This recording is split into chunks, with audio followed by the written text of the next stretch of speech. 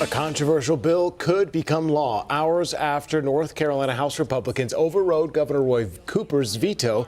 House Bill 10 would provide nearly $500 million of public funds for private school vouchers. Separately, it would also require local sheriffs to work with ICE. WCNC Charlotte's Julie Kay has been digging into what this means for public schools. She joins us live in the studio tonight. Julie, so what's next for this bill specifically? Yeah, so it still has to be passed by the Senate, and we expect that vote sometime tomorrow. But now educators are looking at what this means for public schools who get their funding based on headcount. I spoke to a former teacher who says this is the last thing they needed.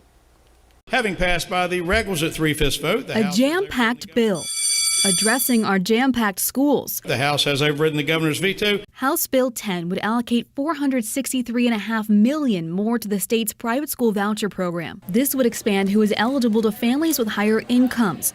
The current program was only available for some families in the lowest two income tiers. Now the rest who enrolled by October 1st could get reimbursed. $400 and some million is nothing to sneeze at. But former teacher Ellen Barefoot Annis says what's really packed is the list of needs our public schools are facing. There's always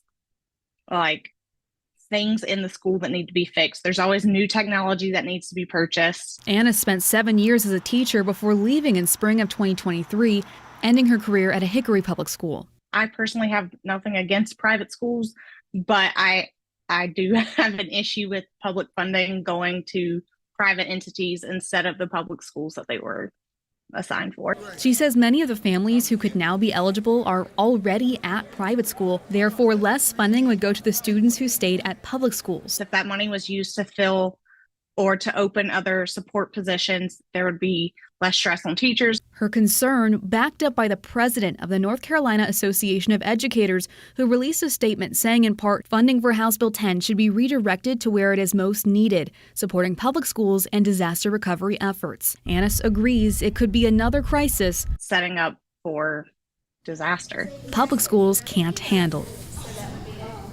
Governor Cooper, of course, also not supportive of this move. He has called it the biggest threat to public schools in decades. Vanessa, back to you. Julie, thank you.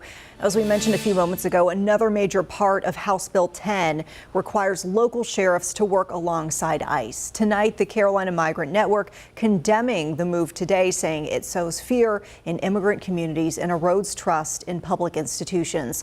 Sheriffs in our area are split over the decision. The work that it takes is very minimal compared to the reward that it offers in helping us keep dangerous criminals off the street.